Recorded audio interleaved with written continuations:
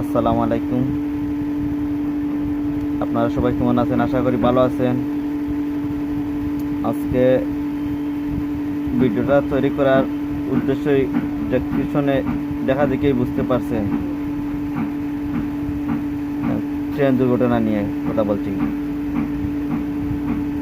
ঢাকাগামী চট্টগ্রাম থেকে আসা একটি ট্রেন আমার বাড়ি সিলেট থেকে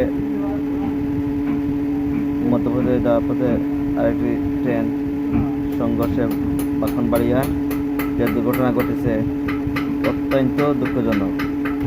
একটি কেন সব বিপদ আসে আল্লাহর হুকুমে, কিছু কিছু জিনিস আছে আমাদের কারণ, সব দুষ্ট আল্লাহর না।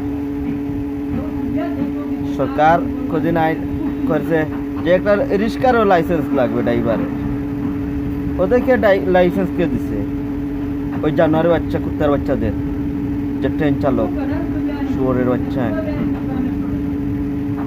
এই যে 16 জনের প্রাণ গেল, আরো শত শত মানুষ আহত, এদেরকে এখন দেখার আছে।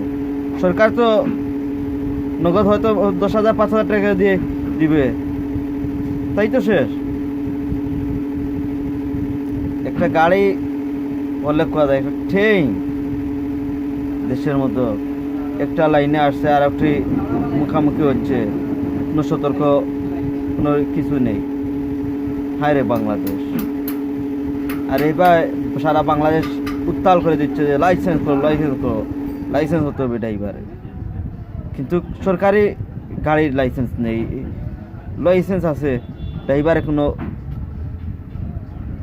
লাইসেন্স কী করে? ঘুষের দেশ তো, শুয়োরের বাচ্চা ড্রাইভার।